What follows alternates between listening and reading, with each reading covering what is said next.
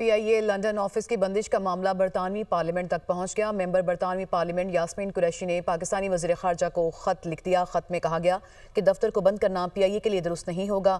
ہر بڑی air line کا London میں دفتر ہوتا ہے جہاں کاروباری میٹنگز کی جاتی ہیں۔ اسی سے متعلق مزید معلومات حاصل کریں گے۔ ڈائریکٹر انٹرنیشنل افیئرز حسین ارسلان نے ہمیں جوائن کیا۔ جی حسین، کیا مزید معلومات ہیں؟